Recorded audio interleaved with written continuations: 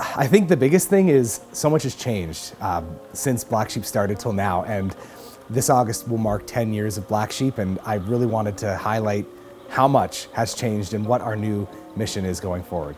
Coffee has become so popular, treating it not just as an artisanal thing, but as a lifestyle thing, and people just kind of started obsessing over it as a hobby, which was new to me because I started in coffee because I love cafes, I love people, I love community and bringing people together, and I fell in love with coffee after the fact. So seeing all of these people so excited for coffee as a beverage and as a lifestyle and a hobby, it really made me think differently about what we're doing here. For me, it was much more of a cultural thing. Coffee always meant family or friends or some closeness with people that you care about in your life. And so my relationship with coffee was always about what it represented rather than what it actually is. I worked for my dad my entire life. You know, he owns a bakery, and my brother and I worked in his bakery from the time we were little kids until, our early adulthood years. My dad bought another building next door as an investment project, his first time ever, and what he was trying to do didn't work. And so he came to me when I was like 19 and was like, "Hey, didn't you mention you wanted to open a cafe one day?" And I said, "Sure." And he's like, "Okay, perfect." I was working on the cafe before it was open, trying to, fix some stuff outside. A guy came up to me and he said, "Hey, you looking for an espresso machine?" And he had one in his garage that he used to operate in an old church. I bought that from him for a couple $100 and I put that in the bakery.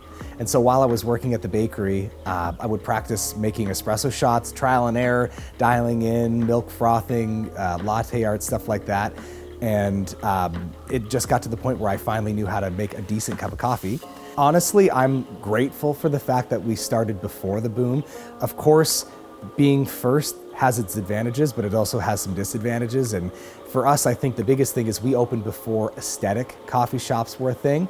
And so ours was very much a hodgepodge of arts and really just different influences. And so there was no specific design to Black Sheep for the first little while that we were open. When we first opened, even though we weren't at our best, people had seen our products, tried our stuff, and thought, "Wow, this is the best I've ever had," but it was probably the worst version of Black Sheep. So we were able to get all of the problems out of the way before people knew that it was a problem. Yeah, so we used to get all of our coffee roasted by Monogram coffee roasters. They're very close to me still to this day. Graham recently passed away from ALS, and he was one of those people that really was everything to me. He took me to Nicaragua for the first time, which was my first time ever visiting a coffee country. And really that made me fall in love with coffee itself more than just cafes. We just upgraded this past year to this Mill City MCR10, which now we're able to roast about 12 kilos of coffee at a time from the previous 7 kilos at a time. We roast about 600 pounds of coffee per week, and we're able to do that at a high speed, high quality, and at a high level of consistency. People like to romanticize the coffee process, but really roasting is all about replicability, right? It's doing the same thing over and over again and doing justice to this raw agricultural product. And so the roasting process is really what taught me how much more to coffee there is. Taking coffee to the next level could mean all sorts of things. And the issue with the aesthetic of coffee is it's easy to think it's buying prettier equipment or nicer furniture. But for me, it's elevating experience. It's making sure that the customer experience is absolutely integral. It's first. I want Black Sheep to be a heartbeat for the community that we're in.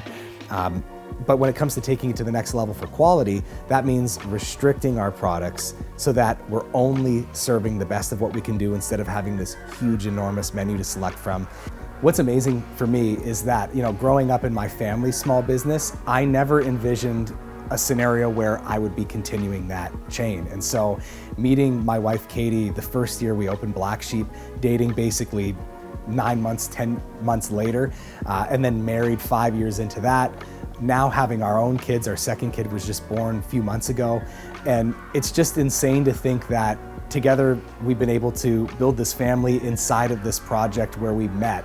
And in 20 years, maybe they'll be looking at this business the way I look at my dad's business, and think about the times that they got to spend with their brother the way I got to spend with my brother.